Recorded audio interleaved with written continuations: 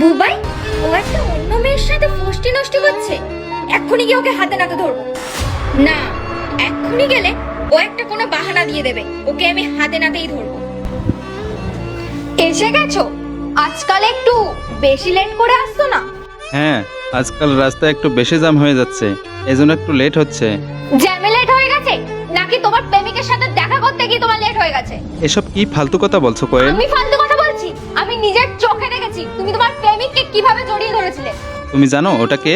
ওটা আমার বোন হয়। ও, এখন ধরা পড়ে গেছে বলে ওকে তুমি বোন বানিয়ে নিলে? আমি তো জানতাম প্রত্যেকটা ছেলে ধরা পড়ে যাওয়ার পরে এইরকমই বাহানা দেয়। তুমি সত্যটা জানতে চাও না? তা শোনো, এই দুটো ছবির ভেতর থেকে যে কোনো একটি ছবিকে ভালোবেসে থাকলে ভিডিওটিতে লাইক করে চ্যানেলটিকে সাবস্ক্রাইব করে দাও। আর যদি না করো তাহলে আমি বুঝবো তোমরা ছবি দুটোকে ভালোবাসো না। আর কমেন্টে লিখে যাও আমিন। দাদা, তুমি 1 লাখ টাকা এনেছো? আমার স্বামীর ক্যান্সার হয়েছে আর ডক্টর বলেছেন 1 লাখ টাকা লাগবে। আর যদি 1 লাখ টাকা জোগাড় করতে না পারি তাহলে আমি আমার স্বামীকে বাঁচাতে পারবো না। এই নে, এখানে পুরো 1 লাখ টাকা আছে। আর তুই কোনো চিন্তা করবি না, তোর দাদা এখনো বেঁচে আছে, তোর স্বামী ঠিক হয়ে যাবে।